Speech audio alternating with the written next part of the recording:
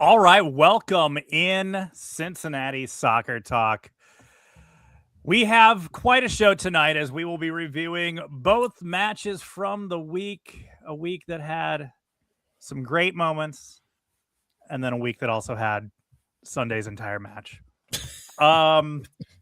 Joining me tonight, we got Jeff Tebbets, host of Jersey Swap, also Rupash jumping in. We had to go to the bullpen there last second, so Rup is coming in fresh off the bench. He's ripped off those warm up joggers. He's ready to go.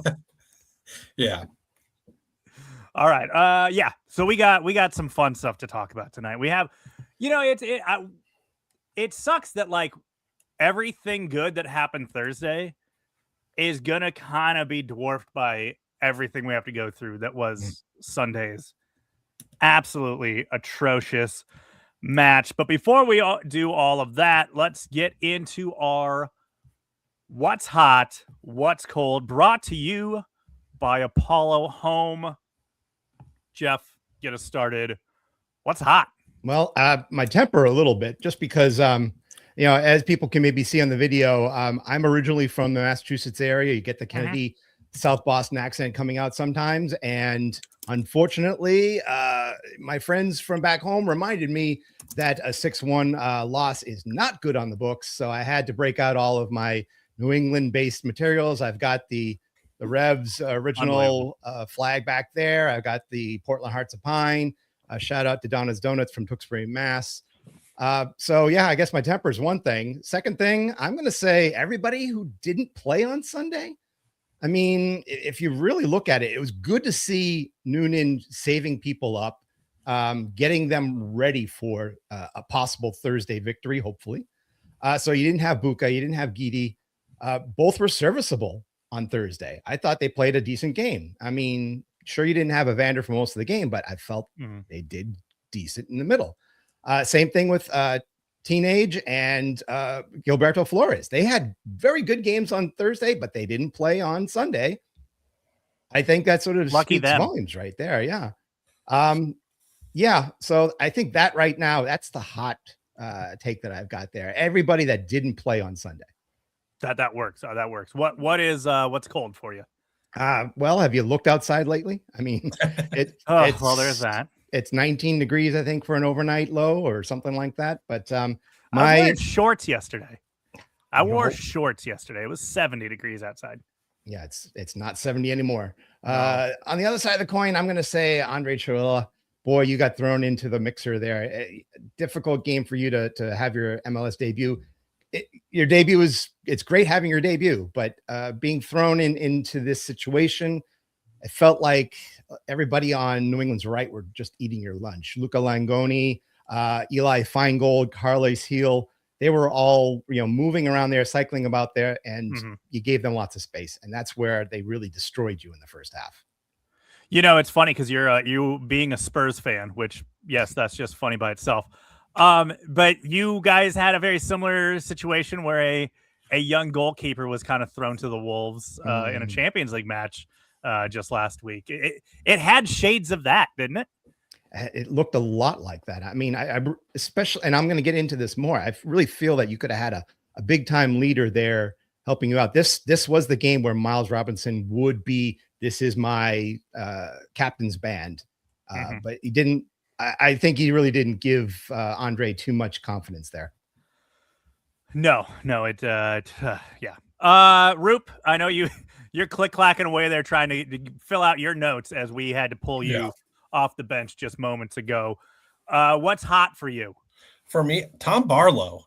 I mean, between both games, I said in the Discord for Norden that Tom Barlow is going to be a menace. Because him on Thursday night against Tigres, he was all over that back line. And I think he made the keeper give the ball to Buka when he took that wide angle shot to the empty net. Now, it was a very hard angle. Of course, Buka didn't score, but I don't blame Buka. That was going to be tough. And even yesterday when Barlow came in, he was making stuff happen. And I got to give him credit because you come into that situation that the club was in, it's easy to come in and just lollygag. But he came in and you can tell, I think he is a great addition for this team. So he was my hot. What about your cold? The entire defense yesterday. That was just a debacle. I don't know how you get burned that many times from set pieces and crosses. I'll back Jeff. I didn't think. I mean, I think at some point my brain just shut off during that game.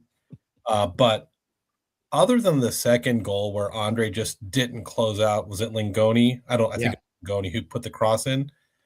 For a 17-year-old kid, I didn't think he did bad.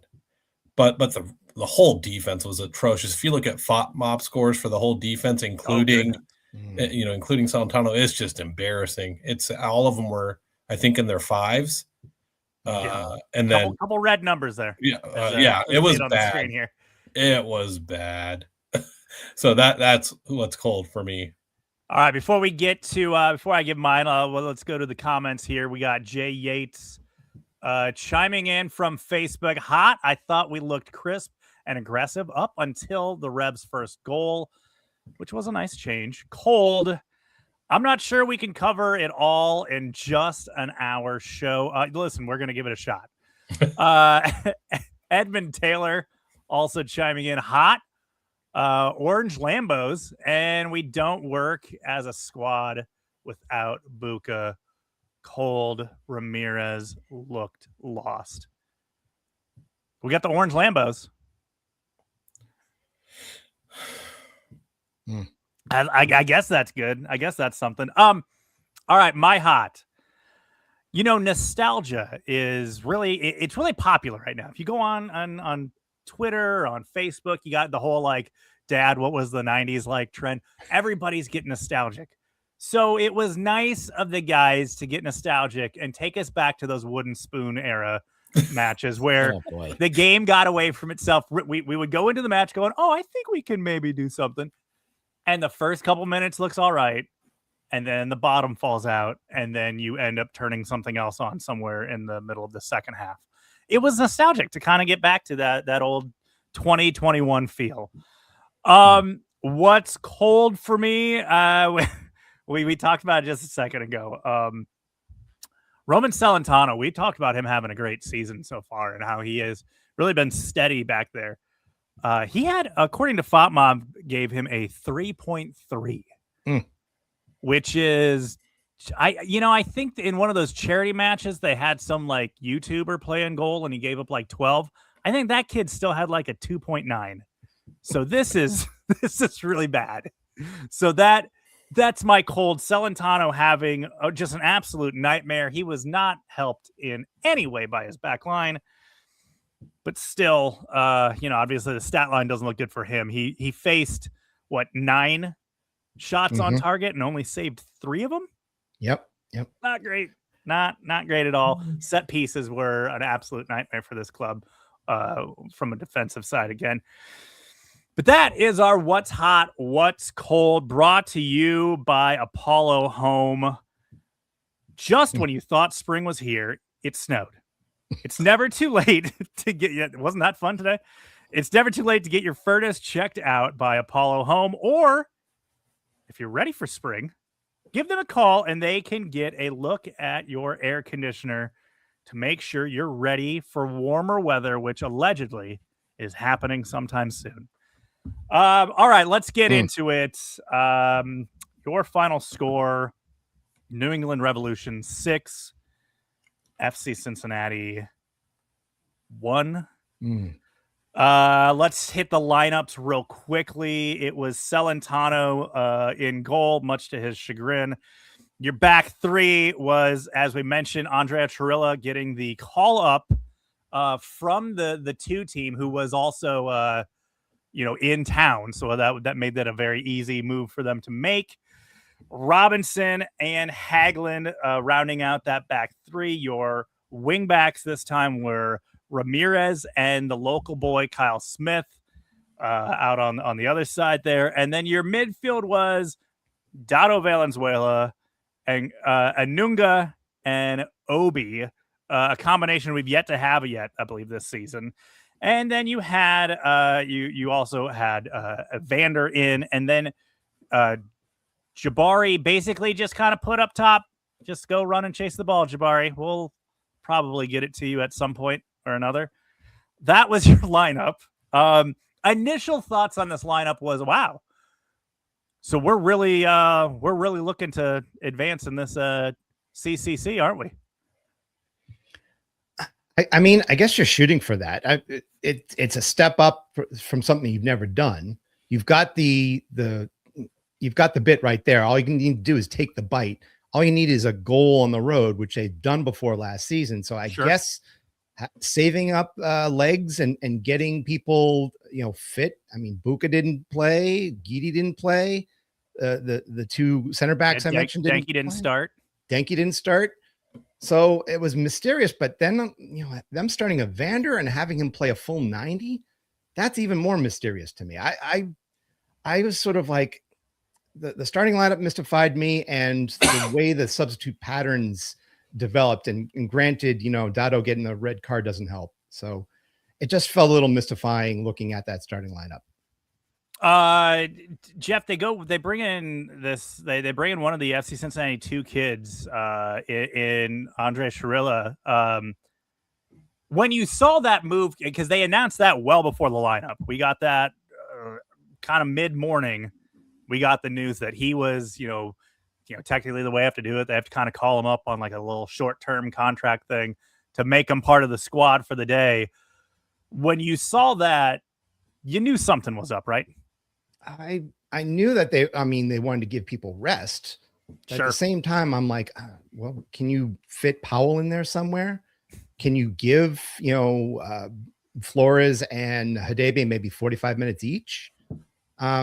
It just, it made me a little confused. At first I was like, oh, okay, let's see what he can do. He did really good his first 2 appearances. But then it sank in, and it's like, okay, yeah, his first 2 appearances were against O&M, where they put 13 on the board. So anybody looks good, with those numbers. So I think I sort of, rose-colored glassed myself into thinking that he'd do a good job, and the numbers just don't show it in the first half going into the second. Dado gets that first goal. At that point, it looked like early on they were being fairly aggressive. They were getting the ball up the field. They were having the opportunities. Dado gets that goal. It felt good there early on. Yeah, it did. The one thing I would note about the Dado goal is it was another individual effort goal. It wasn't like there was any buildup into it. It was a quick kick to Dado, and I don't know what New England's defense was doing, because he just went right through them and put the shot in the corner. Yeah, they fell asleep, and it was individual effort. It wasn't like it was a build-up goal. So some more of what we saw last season with Evander and Kevin, just individual brilliance. It was an individual brilliant moment from Dado. But yeah, early on, it felt okay until, I don't know, what was it, 20 minutes in? When it all started falling apart. Yeah, it was a pretty quick response, actually. Yeah. Dado scores in the 20th minute, 25th minute. Yeah, New England gets the equalizer, and it was off to the races from that point. Yeah, and when you look at that lineup, it's almost like, are we somehow hoping to get a draw? I just don't know what the thought was when, with that lineup, just because, it was mystifying when you saw. Did we sacrifice too many, let's give these guys rest kind of things? Do we do too much of that, and basically did they not take New England seriously? Well, and my question is, this is the old Seattle model, right? Where we're in the Continental Tournament, we're going to go gung-ho for this, and we'll sacrifice early MLS. Yeah. Because we know if we get hot in the second half and we get in the playoffs on a roll, we can make a run. And I'm wondering if that's what the club's thinking. And if they are, that's fine. But to me, it seemed off. But Pat Noonan has forgotten more about soccer than I'm ever going to know. So yeah, it is the old Ziggy Schmidt model of we'll kind of kick things into gear once it's actually summer. Yeah, we'll get into form then. I think there was also probably a little bit of mystification in terms of what does this pitch look like? This is the first time they've had grass on Right. The Gillette Stadium pitch for years. The last time they had grass, Noonan was playing in that game. Yeah. So I have a feeling maybe Noonan approached it like, I don't know what we're going to have out here. It might be good to see what we can experiment with and then just call this a lost game at the end. I think also one of the big issues that they had was Stefan Chirilla was on the injury report. I think if Chirilla was available, he'd be up there with Jabari, and maybe we play a little bit more of an offensive minded two-man attack instead of putting Jabari up there, hoping that he can get free in the box and somehow they make a play out of it. It just felt like a weird starting lineup. As I mentioned, it was the 25th minute. New England gets it going. They score just 7 minutes later to make it 2-1. And right before half, they score a third. So you go into half, it's already 3-1. You make 3 halftime substitutions then. You got to bring in Danke. You take Jabari, already gets kicked to the curb. You bring in Barlow. So you had this plan of we're going to save these legs, and you kind of had to then, at the halfway mark of the match, just abandon that to an extent. I mean, I think it was a good move to at least bring in Echenique with both Danke and Barlow. Echenique had a fabulous game on Thursday, so it's good that he has the legs for that. Sure.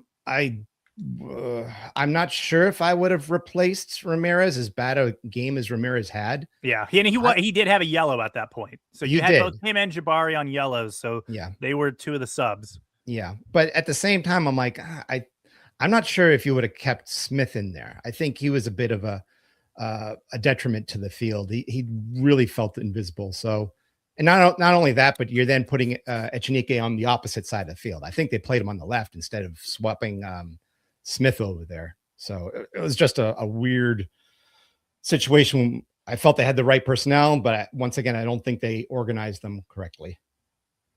New England makes it 4-1 about 10 minutes into the first half. And then at that point, you kind of almost feel like the game is a bit gone at that point. So it was actually interesting to see shortly after that is when you have Miles Robinson finally getting the mercy hook, as he was having just a rough match, not entirely on him as far as just the pairings he had back there with him on that back line, but he kind of gets pulled. You bring in Miazga, who's finally just getting some minutes. At that point, it's just, okay, go in and get a little bit of a run in, Matt, so we can count this towards getting you back fully fit.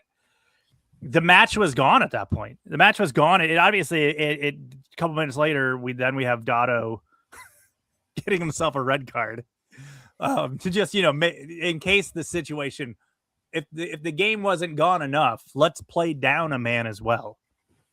Yeah, and I think, Jeff, you looking through the notes, you said when I saw the red on Dotto, I'm like, what's this ref calling? But then when you see the replay, it's like, oh dear God. Yeah, I get why he called it.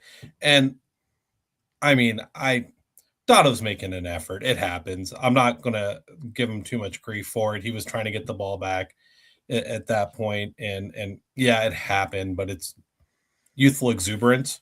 Maybe. I mean, this is what happens when a game's gone and there's that sense of helplessness. Right. So you're putting in these tackles, you're making these moves that are almost this like desperate, helpless attempt to try to claw your way back into this thing. And that's when reckless things like that happen. Right. And so I can forgive that, but it was honestly the way this game went. I don't think I felt this way. I thought this game felt worse than the 7-1 beating in Minnesota, honestly. And I was there at that game. But the thing was, back then, we knew they sucked, or we knew we sucked. They knew we sucked, and everybody knew we sucked. I did not expect a whooping like this. So I was sort of I was mentioning this on X. I'm like, okay, this is going to turn into the St. Louis game. Fine. 5-1, fine. Chalk it off as to, just playing the wrong personnel. But when the 6 went, I'm like, please don't make it 7-1. Please don't make it 7-1. You can't do that again. Yeah, You when it can't. got to 5, I'm like, there's no way they give up 3 more goals and set the all-time worst record for this club.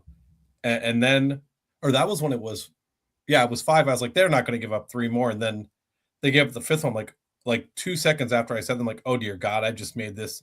I turned this into, put this out there. I've manifested this. So The funny thing is that the next game up, Vancouver drops a 6th spot on Minnesota, right, of all teams. Wow. Yeah. Like how many times can you mention Minnesota in a Sunday afternoon? Yeah. And so I'm like, they're looking even worse than we looked.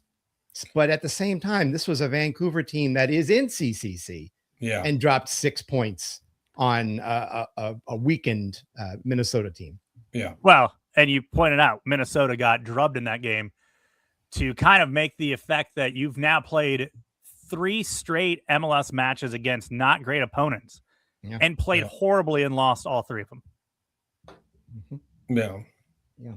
If Minnesota had made it, closer, I would have felt better. I mean, Toronto did a great job against Red Bull. So I thought, okay, that's fine. They can do what they can, and Toronto's a better team than we expected. But seeing this really, dropped my jaw to the floor. Yeah. Jeff, you mentioned Miles's performance. Kind of go into that. Obviously, you kind of get set up with, you have a kid making his MLS debut right next to you. How much more difficult does that make it for him, and how much did it? For the kid, yeah. I mean, for everybody. Well, I'll be honest. Like, I liked them bringing in Miazga. Give him 30 minutes where, if trash play is played, then he can be out there and be the guy talking into Chirilla's ear and saying, hey, next time we do this, next time do that. I feel he's much more of a conversational captain, as you had mentioned before with Miles. He's more of a guy by example. So to have him come out there and play the last 30 minutes, I felt that was smart. I mean, give him the time that he needs to get legs underneath him. And maybe Miazga's ready for, 15, 30 minutes against Tigres on Thursday. It'd be interesting to see how he gets played into the team as things go by. Maybe you leave him at home and you have him 60 minutes ready for a deceptive Montreal team coming up on Sunday. Yeah, no, I get you. It was, and that was kind of the big thing about this match was how much it was clear that, like, to an extent, they went into this game going, we're kind of throwing this one away a bit. Yeah. And as much as I get that, as much as I still thought you going into it, I'm like, oh, well, yeah, I don't know. This lineup, I think, can still get it done. New England's not that good. Then to actually endure that 90 minutes was a different feeling altogether, though. He's a little bit tardy. He's a little bit late, but we'll bring him in anyways. Cliff joining the show now. Cliff, we've kind of been beating the dead horse that was. Oh, look at that! There we go. I'm just out here at Speedway with my friend Kevin. You just leaning up against it, having a Slurpee? What are you doing? Yeah, just a little Lambo. Actually, I went with the Guinness. We were approaching St. Pat's tomorrow, so there you go. There you go. I almost picked. I wasn't going to impose, but you guys are really getting my feels. I had to write a bunch of articles this morning on this, so I'm really steeped in this. But I really appreciate let's have it, my friend. The conversation. Well, the only point that's missing from this is, and I think I'm a nonconformist. I see the thing that's missing, but like, how important is Pavel Buka? Like, did we learn that lesson? Have we figured that out? I said it last week, and that's the reason why I'm making that point. We were talking about who was the man of the match last Monday, and I just really missed him. I thought, and there's been all sorts of chatter about that as to whether he's good, blah blah blah, and whether he can make the. He was missing. He's the heart and soul and cog, and I think it was obvious. But thanks for inviting me in. No worries. You just got to give us a share of those speedy reward points you and Kevin are getting right there. But you know what Cliff said? I felt like that all last year, that if you had Buka in the midfield, I didn't care who they put next to him. I felt the guy was going to be okay as long as Buka was there. There was games where Anunga looked great, and it was because he was next to Buka. Because you put Anunga and Obi out there last year, and it was a disaster class. Last or you year put or Obi, yesterday. or you Or- put Obi or and Kubo Sunday, out yeah. there, and it was a disaster. But you had Buka out there with him, and the other guy seemed to play out of his mind. Yeah, he's my Well, hope for Thursday. I mean, honestly, how many people feel really, really good and solid about Thursday now? Right? Like it felt, I do too. I As do. long as they put Buka on the field. I do. You know? I mean, it feels like I know we're going into it, but it feels like something like you can't fumble this. You can't let this happen. We've scored a goal on them down there last season. All we need is a little bit of offense to get us over the line. Right. Yep. We're in Or Cincinnati, you just put 11 behind the ball. No. And just Did white you guys, knuckle it did for you 90 guys minutes. pick up on what I was putting down with the article? Like maybe it was the article in Morning Thoughts. I don't know. I spent it's like 5:30 a.m. to 7:30 a.m. was FCC day for Cliff, but it was we seem to be pushing the ball up against the end line. It happened so many times. I felt like, and I'd not seen that before. Did anybody else pick up on that, or was I just didn't have my coffee yet? I think that was they tried to take advantage of that. I think that is their weakness on New England, that they have a really good offensive wing support, that they don't pull back enough for defense. But I think they just attacked the wrong spot. I think where Dotto attacked when he got in there, they had 5 or 6 New England players looking at each other, wondering who's going to pick up that spot.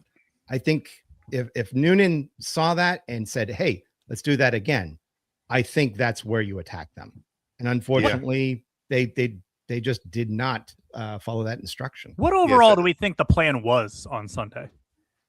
Was it really just to kind of boot it up to Jabari and just hope for something to happen from an offensive standpoint? I didn't know what exactly we were doing. Well, you can see from the squiggles that Josh pulled up here. Our plan was the left side. And I think that streak, the one on the very left that's extremely straight, was the precursor to the red card, because that was a nice pass from Dado to Ender. And I thought, oh, we're going to get video game here. This is great. And then Ender kind of got pushed by 2 defenders up against the end line. The ball trails back.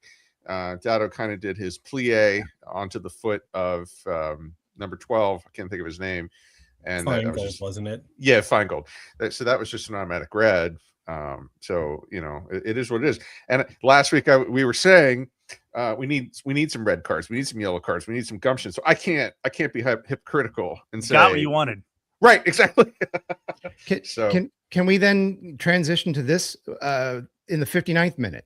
And Evander brought this up on, I believe, his Instagram account, wondering why that tackle on Matt Polster wasn't a red card. I mean, he got him pretty good in the foot. He was down for a little bit. I'm like, oh, great. We're losing our number 10 for at least a few weeks. Luckily, he looked all right, but not 100%. I'm wondering why that wasn't called a red card. I'm like, Andrew Wiebe, come in and save our bacon here. There had to be a red card somewhere. Yeah, Wiebe's not doing that. Wiebe's not saving FCC. Did you see Evander post on that? Yeah, he put it on. Was it on one of his stories? Yeah. It was on Instagram. It was a story, so it's probably gone by now. But so when's Don, hey, I don't like being the one to do calling this and suspending him for 5 games for doing that? Right, that'll happen for us, right? Yeah, Soccer Don's going to call. Yeah, this was not called for. You can't call out refs like this. You're suspended a game. Yeah. Any other thoughts on this? Just awful. I have a question for you guys. I have a question. So I don't know, but is Dotto's red card only going to be a 1-game suspension, or could you see the discipline committee going more since it was straight red? I'm asking. I don't know. I would hope not, but you kind of your earlier comment there about Soccer Don. Who knows? Who knows what's coming our way? They were both going for the ball, so I don't think you try. I don't think you risk a call like that to make it a 2-game suspension. Dotto was going for the ball, in my opinion. I don't think that they very close play. Very close play. I think they took a few minutes on the field with it, didn't they? So yeah. Yeah. I think that should be automatic. If they took time to decide, I thought the guy strode red right away. He did do red right away. Oh, did yeah. he? Okay, Yeah. well, yeah. Then he saw it. He did red it right away. It was instantaneous red.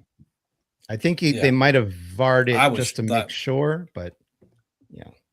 Which brings up who starts. Like who's we got Montreal Sunday at 1. What is up with the starting times? It's driving me nuts. I want Saturday at 7:30. We've had Saturday at 4:30 and 2:30 and Sunday at 1 and 2:30. That's my. Have you seen the way this team's playing? They're a Sunday league team. Yeah. This is what they do. Hey, we complained last year. A lot of people complained that every game was at 7:30. You couldn't watch anybody else, and they gave us more windows. I don't know what MLS can do. Honestly, and we have yet to win. More people, huh? Oh, I'm sorry. Well, the Atlanta game was actually by itself, so we have one. Yeah, when we're the only game on. That's correct. Yeah. All right. Let's move over to Thursday. Happier thoughts, positive results, enjoyable play, hopeful play. Your final score from the Teak. FC Cincinnati 3, Tigres 0. It was Celentano in goal, Flores, Robinson, and Hadebe as your back three, Echenique and Ramirez as your wingbacks. Midfield of Obi, Guidi, and Buka, and Tom Barlow, and Kevin Danke, Sans Lambo up top. When the lineup came out, you're like, okay, wow, we're going for this. We're not throwing this one away. We're taking this competition seriously. We're looking to actually advance and get past a Liga MX side for the first time ever in the round of 16. And everything I feel like I wanted to see Thursday night, we saw. We saw great play in the back on the back line. I thought Flores was phenomenal. I'll get to him here later on when we give out our Go Beyond awards. And then you have Danke shining. We're still waiting for those big moments in league play, but Danke having himself a great match. Tom Barlow getting on the score sheet. It was a good all-around night that had you feeling great and thinking, man, no one can touch us. Can't wait for Sunday. True. I mean, I do wonder like how much of the travel situation was impeding like Tigres's best formation, best ability to play. I mean, I think there was a lot of talk on Slack about that. Like, oh, this is kind of like, it sucks. It's you don't want to play a team that's been debilitated like this, but right now we can get any advantage possible. I mean, but you know what? It's also part of the game. To that is it's often the MLS side that gets shafted in the Champions League, Champions Cup, whatever you want to call it. It's taking place at the beginning of our season. It's you have matches basically taking place in preseason. Our league is not always great when it comes to adapting the league schedule to accommodate. So, like, as much as like it's not great that happened to Tigres and bummer, and it's hard to put in a good performance when you literally spent most of that day on a plane. Sometimes CONCACAF's you, and sometimes it CONCACAF's someone else. And on Thursday, someone else got CONCACAF for us. Yeah, I've been fairly quiet because I think I was not fairly quiet on Friday across the realm about this. But a couple things have occurred since then. Number one, a journalist, I think, for their squad kind of came out and crossed the line and kind of used it as an excuse, which you should never do. The coach, as I recall, kind of put it aside. He didn't accept that, right, in post-game press conference as the reason why they lost. My sort of official position is if you don't spend time on victories or losses talking about the opponent, you stand the potential of raising or lowering your expectation and so you're not prepared. You're not adequately prepared for what comes next. And I think we've seen that. We win 3-0 against Tigres, and I compared them to warm butter, and we were a hot knife, and I still stand by that. I don't think that was optimal Tigres. I think it's extremely important that we do not give them locker room material. In fact, we should give them the opposite. And I appreciate, I think some folks in Slack were saying they are like one of the preeminent dominant teams in the history of the globe, really. And so we should respect them for sure. But I didn't get a sense, you couldn't possibly get a sense looking from that game that we were looking at the right team, at the same team. And now that we've lost 6-1 against MLS competition, even if you get past Tigres, you're looking at who? You're looking at a former CONCACAF Champions Cup winner or Vancouver. So my question is, if we're really, quote, all in on CONCACAF, and that's why we made the changes we did on Sunday, is there ROI? Are we going to get a return on that investment? I think we're making the mistake of looking too far into the future. I mean, we're talking about whether or not we even survive Tigres, the whole possibility of a 4-0 blanking possible on the horizon. I think looking too far and saying, well, how do we do against Seattle? How do we do against Vancouver? What if, Seattle ends up, laying their own egg? They beat Vancouver 3-0. What if they lay their own egg? What if Vancouver has to play all of their guys to their breaking point just to get to 3-0 and it goes to extra time? You cannot assume that this is going to be as simple as facing either Seattle or Vancouver. And many things could happen by that. It's a very difficult position for an average fan, and I will count myself as an average fan, to place us like next to each other, the MLS league competition where every game is worth 2.9% of the season, and a CONCACAF tournament where every game is whether you move on or not. So that those two types of things being side by side, it's hard to digest, as I would imagine, as an average fan. Listen, if we win and get past Tigres, I don't really exactly care who we're playing after that. I'm like the meme clip from Eastbound and Down. I feel strong as an ox and 10 feet tall, and I'll take on anybody. I will be elated if we can do that, and if we can do that, I'm not gonna write us off of being able to do anything else like that. I think if you can get past that, you can do a lot. Yeah, but to Jeff's point, Jeremy, I can't tell you that even with a 3-0 lead, I'm nervous that we're going to figure out a way not to pass them, right? It's still going to be very tough.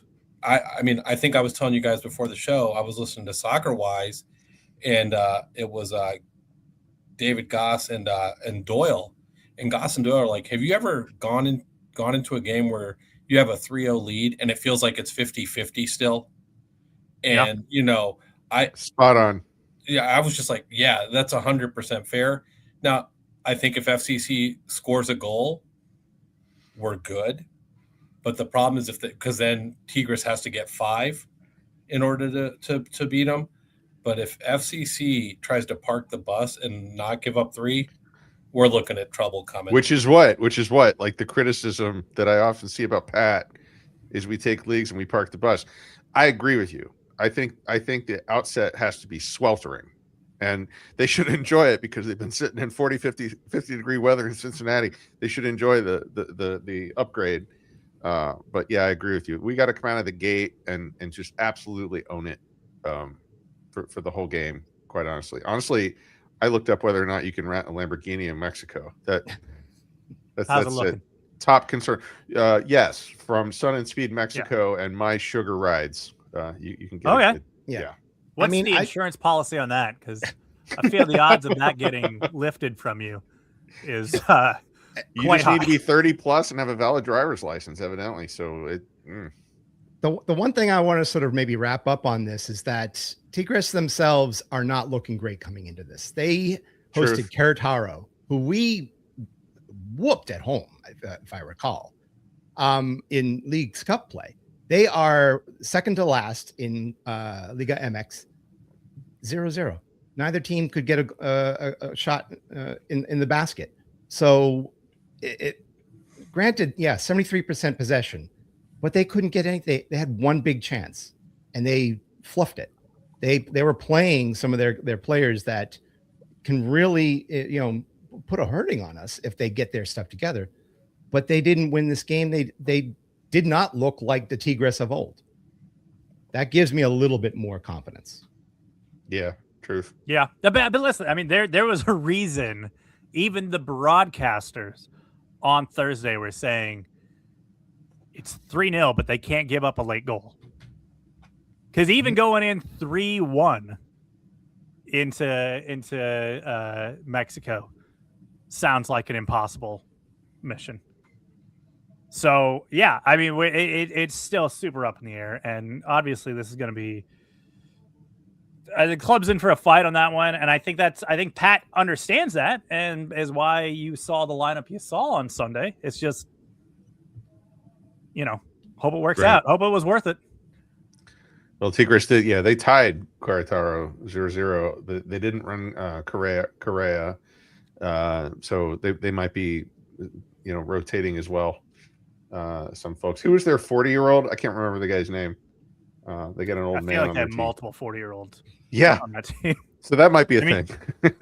I mean, how old are you talking about Gignac? How old is that guy? Guzman is 40 in goal. There you go. Yeah, there's a lot of old he's folks super old. Gignac's like 50. Which is amazing that Guzman after the game, didn't he say like he basically like trash talked Denke after the game? Right. Yeah, what was that? What happened there? Apparently he's like, maybe Denke is like, hey, I'll drive you home. But who knows what the heck was going on? Bit of a foreshadow there. Guzman he feels like a peppery type of guy. There it is, right there. I mean, it feels like there was some he's gonna need the leg room, but I don't know if that's. Yeah, it feels like there's some smack talk between the two of them. So, but at the same time, Denke scored 2 on you, and you gave up the first one because you fluffed it. So maybe Guzman should zip it a little bit. Yeah, probably a good idea. But those are the sort of wild card aspects of that. I was 40 once, and some days you wake up and you feel like you can run, and then you go and run and you tear your ankle. But some days, you're not feeling it, and I can imagine how they're feeling right now, both in terms of their table standings in Liga MX and how they showed up at CQL. Frustrating. So I can tell you this right now, we're going to get top Tigres product on Thursday, top shelf, like 12-year Scotch top product for Tigres. Exciting. Tough. Yeah. All right, let's do our Go Beyond Player of the Week. Roop, I'll start with you. Who is your Go Beyond player? I guess I would say that it was Tom Barlow. Like I said, okay, at the beginning, he just in both games, he showed it. He showed his heart. He was a menace again. I mean, the way he was roughing up the back line for Tigres on Thursday night, the long ball where he basically ran through one defender, took the other defender out, and then unfortunately flubbed the shot. But he looked like a menace on Thursday, and he looked like one of the few guys on Sunday that when he got in there, he was giving it everything. So I'm going to give it to him. Before I move on to anybody else's, I just have to point out the fact that I'm watching Venezuela, Italy in the World Baseball Classic, and they just showed in the box wearing a very ill-fitting Italia t-shirt is one Gianni Infantino. That's great. I'm glad he's there. So Infantino hanging out at the World Baseball Classic. Jeff, your Go Beyond player. Okay, I'm going to go with Ender Echenike. I think he's had a pretty good week, relatively speaking. I think a 7.8 FOTMOB rating against Tigres, one of the better ones. 93% pass efficiency. The assist to feed Denke on the first one. When he's been good, they've won games. Not sure why he wasn't used for the New England game, because I'm not sure if he's going to be able to go to Tigres. I don't know if visa situation, considering he wasn't available for O&M. That could be an issue. That could be an issue. But That even could be a real issue. Even when he came in for the New England game, he had only 22 touches, but he had 3 chances created, which I think was as much as Ramirez had in just about the same amount of time. And this is also on the left wingback position, I think. So it wasn't his forte. I thought he had a really good week, and I'm hoping if they can smuggle him over the border, maybe, let's bring him into Mexico and then sneak him out real quick. It's a different Echenique. That's not Ender. That's a different guy that we got playing for us today. I may or may not have worked on an NPSL team that one time for an away trip had to pull some random other college players, and we gave them the player cards of the guys that they allegedly were, that they absolutely weren't. That may or may not have happened in Minnesota, no less. Cliff, I don't want to put you on the spot. I don't know if did you have a Go Beyond player of the week? The Go Beyond player for me is Pavel Buka. He managed to do so well that he avoided being part of a 6-1 shellacking on Sunday because they rested him. And I really think you look at that and say, if Pavel wasn't Pavel, then he would have been any one of the 5 people in the midfield trying to stave off the embarrassment. My other hero is the guy that's driving the Hyundai across from the Lambo in my picture. Anytime you're driving a Hyundai, that guy's head. Yeah, what kind of day? But the other, in advance, I'm going to thank the TSA staff at CVG, both for letting my wife back into the country on Wednesday, and for letting the players that we need to play the game on Thursday get out, so that they can go do the job we expect them to do. Here's hoping. My Go Beyond player of the week. I'm going to go with Flores. I think he had probably one of his best performances on Thursday in his FC Cincinnati career. I think it was one of his most he was consistent throughout the match. He was there when you needed him. He made plays that needed to happen. He didn't do anything stupid. It was all around a really good one from him. Hopefully we get to see a lot more of that going forward. Let's really love that take, Jeremy. I really love that take. That's a great take, because I always feel like Flores or anyone else who hasn't had a lot of good game time reps is getting shellacked for no reason yet.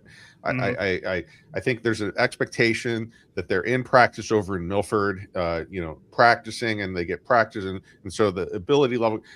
As I'm telling you, I think game time minutes, as someone who played for 5 or 6 years, there's practice and there's the game. I mean, ask Allen Iverson. We're talking about practice, right? Game time minutes for Flores, I think, has always been the answer. Yeah, no, I agree. That was our Go Beyond exercise. Players of the week. Go Beyond Exercise is a Cincinnati physical therapy and fitness business that helps people of all ages stay active and fit. They also work with local MLS and MLS Next athletes, and they're the official physical therapy provider of the Manu Ledesma Academy UPSL team. See how they can elevate your health and fitness at gobeyondexercise.com. All right, let's look ahead. Sunday is yet again another match on Sunday, the Lord's Day being sullied once more by what hopefully is not a terrible performance.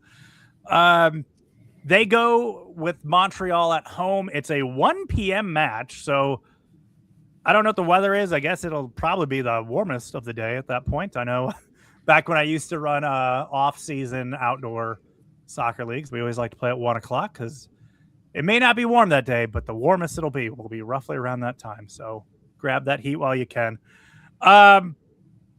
Montreal, again, much as the case was for our other opponents recently, not very good team. Not playing particularly well. 1-3 on the season, -6 goal differential.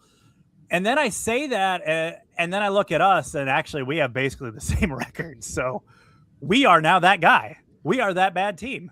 Montreal's probably looking at this match and going, We can I get think well. I think we can get well on this one. Yeah. They're just as But bad look as at we those are. scores: 3-5-3. There's lots there that lots of O's. Yeah.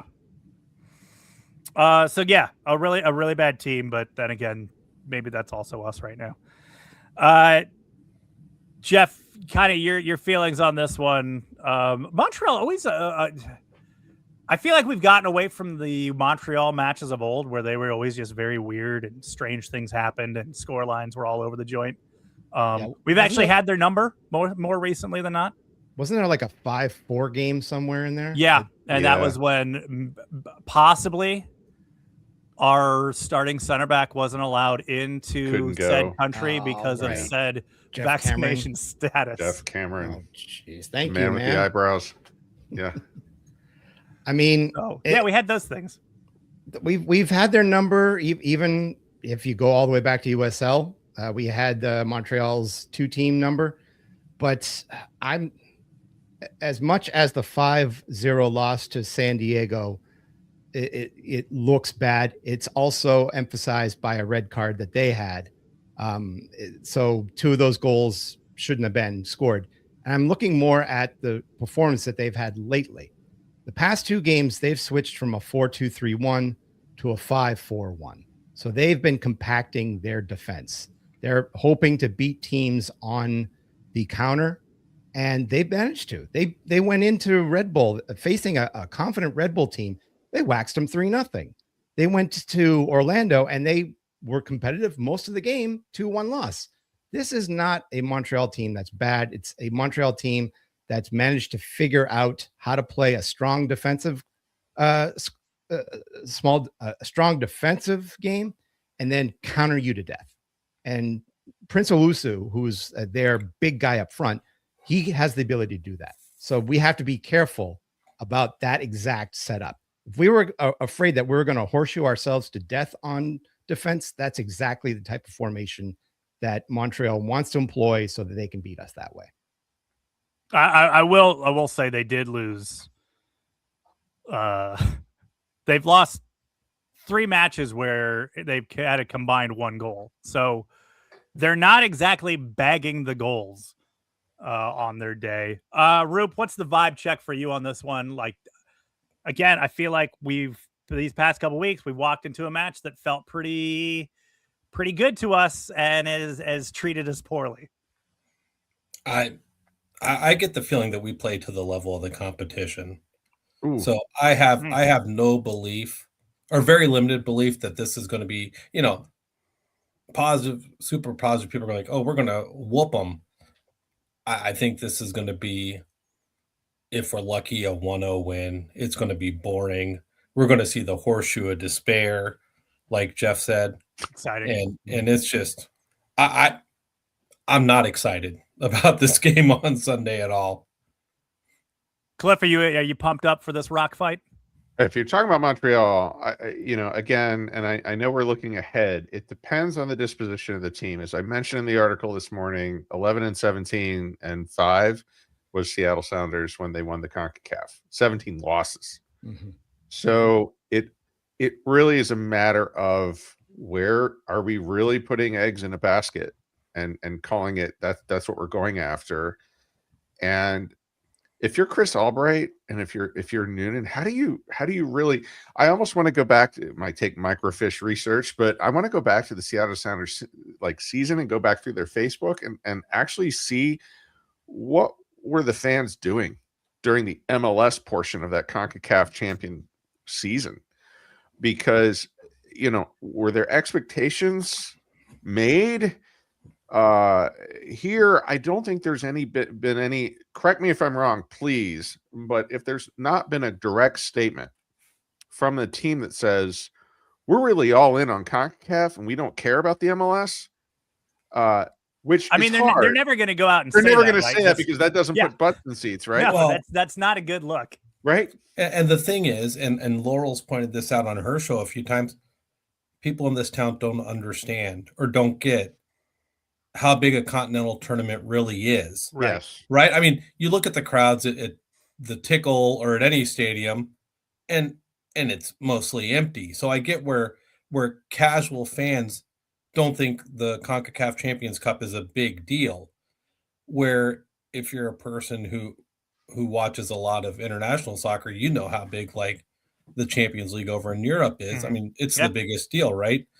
And I get when you're playing a weak team like O&M, of course people aren't going to show up, but I mean, taking a chance to take one of the top 5 or 6 best teams all time in Mexico out, it's a big deal. And Seattle's one of the bellwether teams of MLS since they got in the league. And Vancouver, I mean, geez, last year, how great were they, going to every single final they could, basically? To get if we get past Tigres, and that's a big if, in my opinion. Yep. Yeah. To get a chance to go. It's definitely an F. But Laura put me in my place too, Rupe. She really put me in my place also, and actually she did it in the FC Cincinnati Facebook group, which was great. Or maybe it was on her page, but it's $15 million in prize money, and it's a chance at a Club World Cup spot. Right, exactly. I'll be honest with you, I didn't know that. I didn't know that. So that's a big deal, and that makes sense. So with respect to Montreal, if we beat Tigres, it depends on how we beat them. It depends on who is starting on Sunday. And I think that the thing that annoys me the most is this team. We had this whole thing. Well, the team's going to be together for most of the preseason, and so they're going to be stronger. We literally have box of chocolates lineups. It's who is starting. I defy you to tell me, A, who is starting on Thursday. That's easier. But Sunday, who's starting? If we win, and we're looking at either Seattle or Vancouver in the next round, who's starting? So it's really hard to call. Cliff, here's the thing. Major League Soccer has made it to where the regular season does not matter. Yep. Wow. Right? The only thing that matters is get in the playoffs and then win. Nobody, I mean, I care about the Supporters Shield, but I also grew up rooting for Liverpool, where the biggest thing you could win was the Premier League, right? And I mean, yeah, the FA Cup's nice or whatever, but in America, we think the playoffs are the most important thing. So MLS has done this to themselves. Why should FC Cincinnati care one damn bit about a regular season game against Montreal? Because they still have 29 more games after that to try to qualify for the playoffs to get enough points. So they make it to where their own regular season games aren't relevant. I know Pat and Chris will never say it, but I do not blame them one bit if they're like, what do we care about Montreal? Let's get past Tigres and then worry about Vancouver or Seattle after that. That makes sense. If we get past Tigres. Yeah. MLS well, and I'll say this. Themselves. One thing that's encouraging is someone who played and appreciates rotation. If you remember Jaap Stam and what he did to our team in the summer of July, where he rolled out the same squad and burnt them to the ground, I am appreciating the rotation, because I think early on in a season, rotation is going to get you further at the end. Yeah. Because we just said Flores is better because he's getting game time minutes, and so are other players. So later on in August and September, we're not rolling somebody out who's sat on the bench for 3 months. This whole system is giving our team a little hair on the chest, if you will, a little experience, a little gray, maybe. But I think ultimately this could be a very good overall season, but it feels to me like it's hanging in the balance of the next step. I think that's what's really difficult is I don't think that's going to change throughout the season. I think every game is likely going to be in question, and it's not going to be whether they win by 1 goal or more. Like last year, our complaint was what? They won 20 games by one goal. This year, a little bit different. Kill for one of those right now. Right. Let's keep in mind, going into this Montreal game and Tigres game, that there's a week off afterwards, that they have the international break. You can afford a little bit of burning the midnight oil against Montreal. You can afford, if there's someone who I don't want to have them play 90 minutes, Tigres, and then have them play 90 minutes more against Montreal. Keep in mind that maybe you can afford a little bit more, maybe not yank them the 60th minute, but you can yank them in the 75th minute. Give a little bit more energy so that the next week they can recover a little bit. And on the opposite side, if there's somebody who if you feel that Evander's not ready, he's not 100%, then don't play him for Montreal. Sit him down. As much as you're facing a non-Dotto, non-Evander situation maybe against Montreal, I don't think that's going to hurt you as much in the end. I mean, Yeah, get them out. Get them, Yeah. Boma down. Yep. Yes. Yeah. Get those minutes. get them at home more than anything. Yep. All right, let's kind of wrap things up. Final thoughts, Jeff. Hit us with it. All right. This is actually one of my favorite weeks of the year, and not because we have St. Patrick's Day smack dab in the middle of it.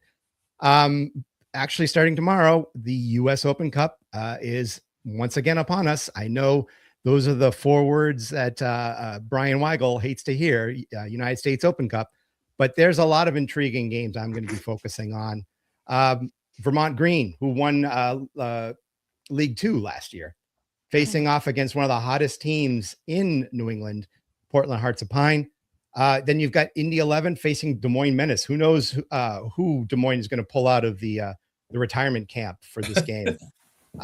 Flint City Bucks, who have always been good, they're facing Forward Madison, who are a nice little League 1 matchup as well. And then Sacramento, El Farolito. El Farolito is one of those teams that shouldn't have a fan base, and yet they've been one of those amateur teams that have gone really far in the U.S. Open Cup. They're having a rematch against Sacramento. The last year, El Farolito lost a close 1-0 match against Sacramento. It's great to have the rematch already in the first round. So I'm circling this on my calendar. I hope you guys watch it too. Love the U.S. Open. Hey, Jeff, where's that the Vermont Portland game at? I believe it's in Vermont. Because I heard something where they had to do a lottery system for tickets because there was 40,000 applications for that game where there's only 4,000 seats in the stadium. That does not even remotely surprise me. Yeah. Well, I think that shows that, I mean, Portland Hearts of Pine were on the road this weekend at New York Cosmos of all places, and they brought the house down there. They actually, I think they had a classic kits store.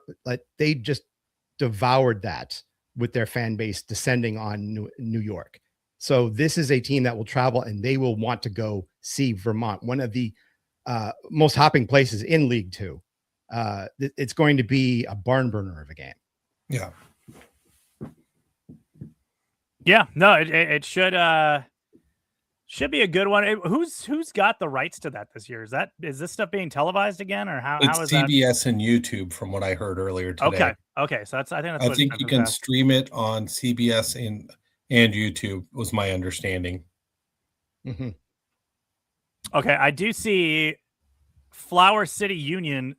What league is that? Are they in? Is that an NPSL? Because the other league, the whatever it is, ASL, NISA no longer exists. That's what I thought. So I was like, that's one of those teams from that. So where are they playing these days? All right, doesn't matter.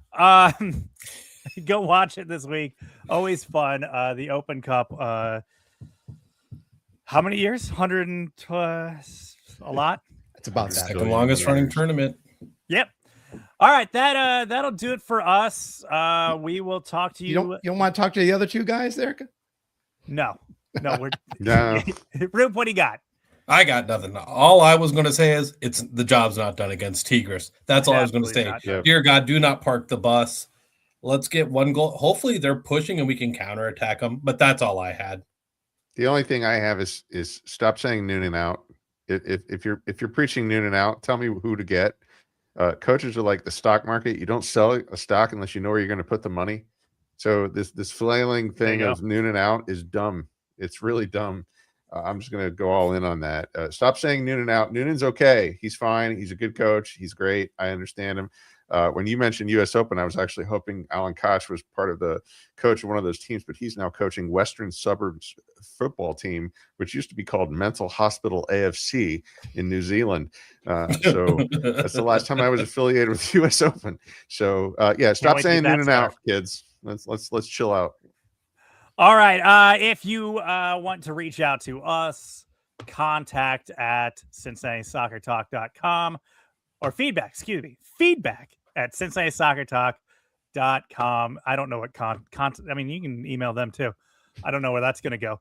And also support CST, CincinnatiSoccerTalk.com/support. Join in on this and help keep us creating stuff, keep us all the writing, all the photography, all of the podcasts, this podcast, Jeff's podcast. Jeff, who do you have your guest already for? I'm putting you on the spot. Do you have your guest already for this week? We're trying to bring in some good The Ball Is Round, their podcast, trying to get a guest from them. They might be frozen in tundra up there, so we might have to ship them out and thaw them out. So we'll see how they're doing up there. So you heard it here first. Jeff will have former Montreal head coach Terry Henry on this week. Please tune in. It'll be great. He'll definitely mention that he's a Spurs fan during it.